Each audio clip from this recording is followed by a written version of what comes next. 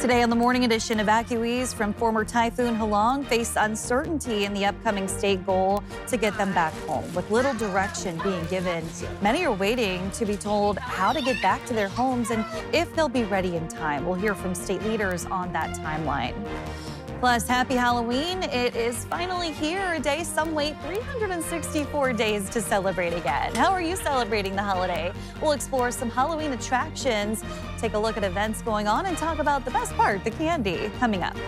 And later, do you believe in magic? Well, some do and are going as far as to offer their spells for sale. You can go on Etsy and purchase a spell today. We'll explore what this all means as the Morning Edition starts now. Good Friday morning and happy Halloween, everyone. Happy Halloween on a Friday. It's been a while since Halloween's been on a Friday, so that's fun.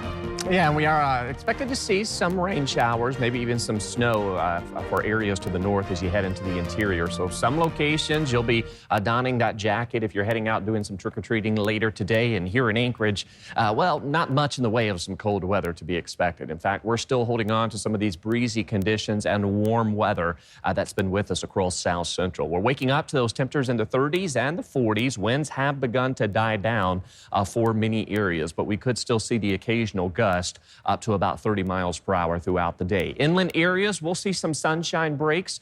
We will still hold on to at least some sprinkle to isolated showers, but most of that rain has really come to an end for inland areas. However, we could see a better resurgence of some of those rain showers later this evening. But you can see out towards coastal areas, this is where we're continuing to hold on to what has been a very wet week, and we're continuing to see some of those showers sticking around, even some lightning strikes that have built into coastal areas of the Kenai out towards the Cook Inlet region over the last couple of hours. So yes, warm and wet weather has been with us, as well as some windy conditions. Now, those winds were not as strong yesterday. We're going to continue to see these winds steadily subside, but we will see some breezy conditions throughout the day. Of course, max winds today will likely amount to less than 30 miles per hour across South Central.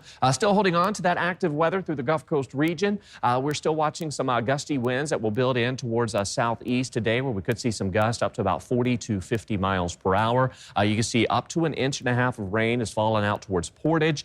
This is where we are watching that potential that storm totals could amount to about 5 inches when all is said and done. The rest of South Central has seen less than 0.2 of an inch of rainfall, with inland locations largely just seeing some passing showers through the night. So for your Halloween, we are expected to continue to hold on to at least some showers in the forecast. Those temperatures today will likely stay in the 40s. We may see some afternoons today, some locations across the afternoon warming into the mid-40s. Heading into next week, temperatures do cool off. We'll have more on that. Some snow heading into the interior coming up.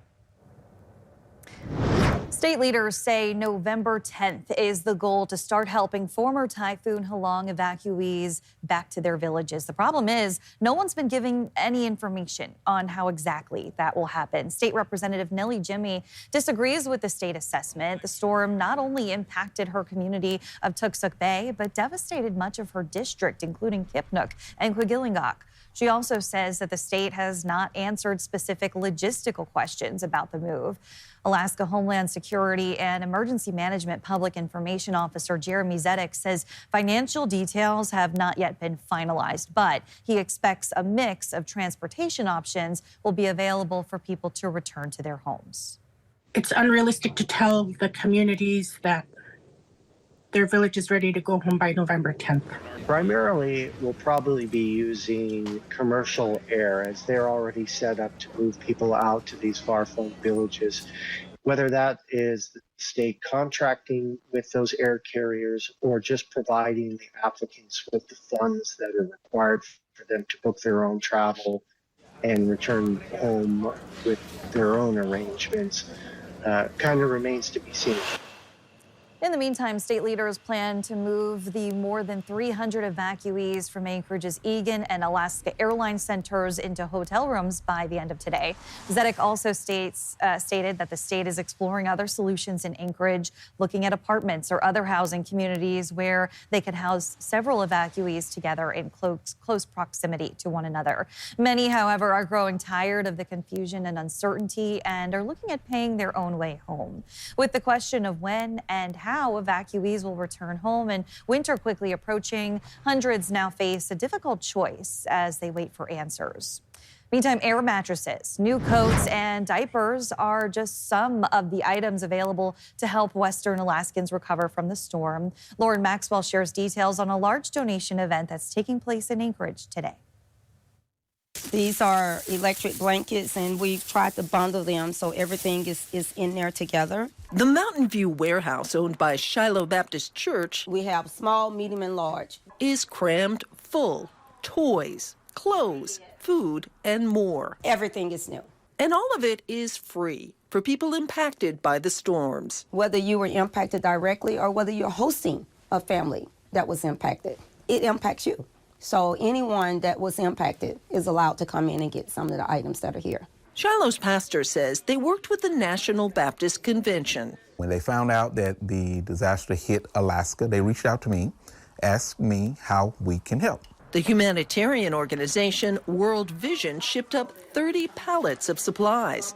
The plan is to open the doors at noon on Friday. They're just going to walk through, get what they want, and leave the facility with what they need. And it looks like a lot of that can be found right here. Lauren Maxwell, Alaska's news source. The event takes place today at the Shiloh Community Housing Warehouse in Mountain View at 3127 Commercial Drive. It starts at noon and will likely run until 6. Well, if you thought you felt a little shake yesterday, you were right. An earthquake rattled south central Alaska. The 5.4 magnitude quake hit around 9:30 a.m., about 40 miles southwest of Seward. According to the University of Alaska Fairbanks Earthquake Center, this is the most powerful tremor to shake that region in more than a year and a half. Residents in the Kenai Peninsula reported feeling the ground move and watching furniture sway. No injuries or damage have been reported at this time. Earthquake experts continue to remind Alaskans to stay prepared, especially those living in coastal areas where tsunamis remain a concern. This one was a magnitude 5.4. It's not huge, but it was felt pretty widely throughout Kenai Peninsula, Anchorage, Matsu. Although nothing serious happened, people are urged to take any warning seriously, especially in community warning zones. You may remember back on July 16th, there was a 7.3 magnitude earthquake near Sand Point. An Anchorage man with a long history of targeting the Palin family will spend the next 4 years behind bars. 36-year-old Peter Paul Ferrero pleaded guilty to first-degree stalking. Court documents say he used multiple Instagram accounts to send harassing messages to former Governor Sarah Palin and her daughter Piper. The complaint details more than a decade of stalking, including a 2019 break-in at one of the Palin homes for which he previously served jail time. A pioneer in her field, an Alaskan judge and community leader is hanging up the robe and entering retirement. Joe Allgood sat down with Judge Pamela Scott Washington to reflect on her legacy, her impact, and the path she's paved for others to follow. I am so in awe of her just lifetime of commitment. Nearly 40 years in the legal field. She has star quality, as you know. She's inspiring. She's charismatic. 15 years on the bench. Judge Washington, thank you, because I know it wasn't easy. I know you prepared yourself. I know you stayed the course, and that's why you're here today. Described as a trailblazer, Judge Pamela Scott Washington says she never set out to make history. I hadn't thought about being special because I was the first African-American woman, and I got educated by that from the newspaper. Appointed to the Anchorage District Court in 2010, Washington became the first African-American woman to serve as a judge in Alaska. And I love it. I love being a trailblazer. I absolutely do. It's very illuminating. It's been very positive, but it's also very isolating when you're the first of anybody. And so there was no one on the bench that looked like me. Now, Washington is saying her bittersweet farewells.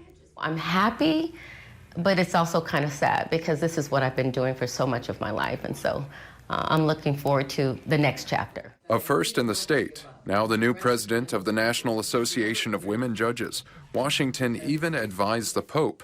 But she says her biggest honor comes from home. Because the kids be in the grocery store and go, Mom, Mom, Mom, that's that lady, that's that lady.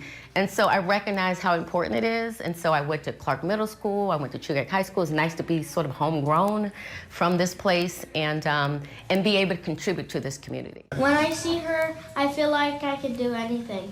Maybe I could be a judge too, or a doctor, or a teacher, or even the president. Washington says she's proud of the progress made in Alaska's courts, but believes the work is far from over. People experience justice, it's just not just done. It's seen, it's experienced, it's felt. And so sometimes you can just be kind. Joe Allgood, Alaska's news source.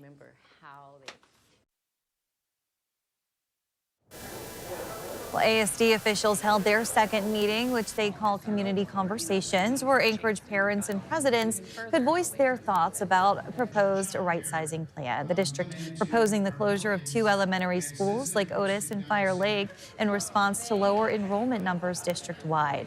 The meeting was at Chugach High School near Fire Lake Elementary. Many parents and teachers attended with Fire Lake Firebirds closed and voicing their objections to what they see as an unnecessary closure. One that comes just a year after the school was first proposed for closure by the district last year. I would say that they are listening, they're hearing, but I don't think they're comprehending. Last year we were in the same boat and nothing has changed. So I'm not sure why we're doing this again. We're just getting more facts to prove to ASD and is another great reason to keep the school open. The district is holding one more community conversation at the ASD Education Center tomorrow. That's from noon to 2 p.m. The right-sizing plan is set to come to a vote at the Anchorage School Board meeting on November 18th. Still ahead on today's extra spooky edition of the Morning Edition, the Museum of the North in Fairbanks is having a Halloween event today. We'll dive into the ghoulish details next. Still holding on to some showers across South Central, but things are beginning to taper off for inland areas. I'll have more on what that Halloween forecast is shaping up to be. But first at sunrise, 9:26 in Anchorage, 11:11 in Utqiagvik. Your full forecast is next. Welcome back on this Friday and happy Halloween, Aaron. What are trick-or-treaters looking forward to as far as weather goes today? Well, you may be donning maybe a light rain jacket into the evening hours, but largely expecting dry conditions to build into inland areas of South Central. With that said, we're still favoring some of those coastal showers for South Central. Those winds are dying down across the region. We're also watching some areas of wintry mix that will build into the interior as those temperatures climb above freezing. Largely expecting some snow, but we will see that possibility that we could hold on to a couple of hours today where we'll see some rain, if not a rain snow mix. And then heading into next week, we'll slowly cool off. Here across South Central, we'll see those temperatures drop back into the mid to upper 30s, while Fairbanks in the interior, you'll see those afternoon highs drop down into the 20s. But still a warm one this morning, 39 in Anchorage for that wind chill. We've got those wind chills out towards southeast, sitting in the 30s. As you head to the north, this is where we're still holding on to some of those cooler locations, although not as cold as what we did see earlier in the week. Dead Horse did see a wind chill around Wednesday, right around that negative 45-degree mark. And this morning, you can see -6, feels like 13 below in Anaktuvik, 10 degrees in Kotzebue, and we are watching some high winds that will impact areas of western Alaska later today. Now, this area of low pressure in the Gulf Coast region, keeping some rain as well as some gusty conditions with us, while winds will gradually taper off for South Central. Southeast will still hold on to a fairly gusty day where those winds could gust as high as about 40 to 50 miles per hour. And we're also watching areas of western Alaska later this afternoon where we'll see some of those high winds. Now, this is for the Bering Strait coast, Diomede, as well as the western Arctic coast. We could see gusts up to 65 miles per hour from this afternoon on into tomorrow afternoon. This will also lead to some localized areas of some blowing snow where we've already got some snow accumulating on that ground. Winds are already increasing out west as well as through the Aleutians. You can see those gusts anywhere from about 20 to nearly 60 miles per hour. We're also going to be watching areas of the eastern Aleutians of 50 to 65 miles per hour throughout today. That's where we're going to see some of those stronger winds as well well as out towards parts of western Alaska. And those winds out towards southeast already gusting as high as 40 miles per hour. So this area of low pressure stays with us. It's going to kind of keep some inland areas of south central on the drier side. Widespread rains continues for southeast. And then notice that moisture shifting north into the interior. Largely expecting to see some snow in the forecast, but we will see some occasional areas of wintry mix as those temperatures continue to warm. As Fairbanks today, we'll see those temperatures climbing into the mid to upper 30s. We'll call it 38 degrees today with that rain-snow mix. We drop back into the 20s through the weekend, set those clocks back, and then as we welcome in next week, we'll see those temperatures drop. That actually should say 24 degrees. I do apologize for that, but those temperatures do steadily drop into next week. Meanwhile, here across South Central, we are going to see another warm one with those temperatures topping out in the 40s. A rain stays with the Gulf Coast region, but inland areas of South Central, we're seeing a chance that we could hold on to some spotty to isolated showers to close out this week, but largely expecting most of the rain near the coast. You can see into the weekend, we stay near 40 degrees. Another round of some showers looks possible early next week, but we do drop back into the mid-30s by the middle of next week. Yeah, and remember when we set those clocks back, it's also a good time to check the batteries on those smoke detectors and carbon monoxide detectors, Aaron. Yeah, very good reminder there. Thanks, Aaron. Well, we know it can be scary to learn new things, but there's one spooky celebration in Fairbanks that makes learning fun. The Museum of the North is hosting a free family Halloween event today from 4 to 6 p.m. Kids and parents can explore exhibits, enjoy hands-on activities, and see the museum's Halloween decorations. We have some very exciting people at the museum who love to dress up, so they go above and beyond what I've ever seen. Families dress up, kids for sure. It's a great spot to come before you go trick-or-treating. Visitors are encouraged to bring non-perishable foods to support the Fairbanks Community Food Bank. And of course, don't forget to wear your costume. And tonight, your child's trick-or-treat haul could look a little different. If you've already stocked up on candy, you may have noticed the price of those variety packs has gone up. And overall, a study found candy is nearly 11% more expensive than last year. Expect trick-or-treat bags to be filled with more tangy gummy candies, which have become popular with younger customers. And of course, there are all the chocolate favorites, but because of high cocoa prices, some chocolate makers are reducing the amount of product in a package or even the cocoa content. Just a few things you may spot while inspecting your kids' candy stash. Thanks for listening to our podcast. Click subscribe so you can get the latest podcasts from Alaska's news source automatically and stay up to date with breaking news and in-depth reporting available for free 24/7 with the Alaska's News Source app.